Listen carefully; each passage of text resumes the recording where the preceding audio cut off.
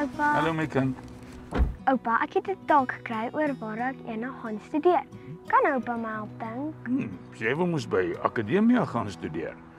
Ek kan meer doen as om jou te help dink. Ek kan jou gaan wys.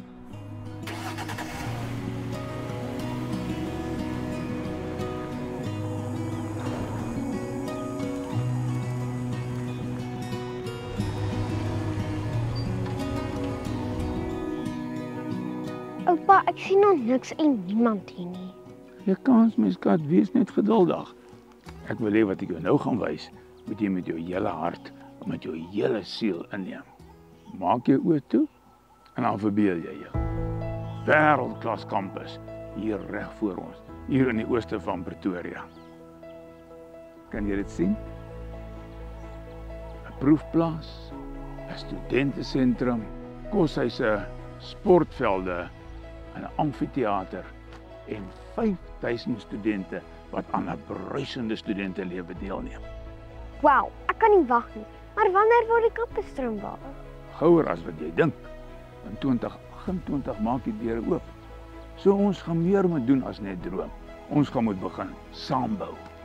Dink oupa die gemeenskap sal help? Dit klink nog baie werk. My kind, hierdie kampusprojek is die grootste projek in die geskiedenis van die Afrikaanse taal en kultuurgemeenskappe. Die hele projek gaan om en by 3 miljard rand kos. En hierdie kampus gaan so groot wees soos 220 rugbyvelde. Klink miskien ver gesog, maar gelukkig het ons murg in ons pype en het ons nog nooit gaan lê nie.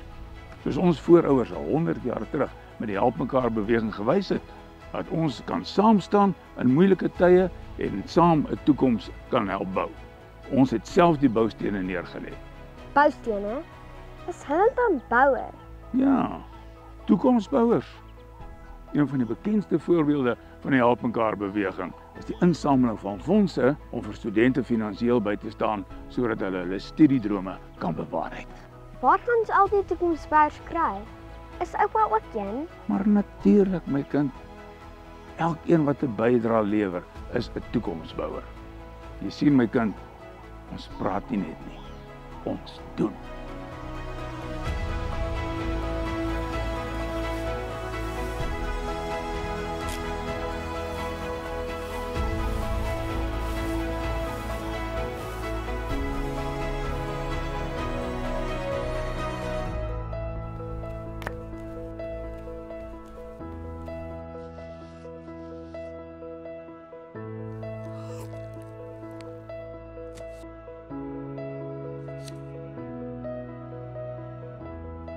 Bewaar ons taal en kultuurerfenis en bou saam aan hierdie wêreldklas kampus vir julle kinders en hulle kinders.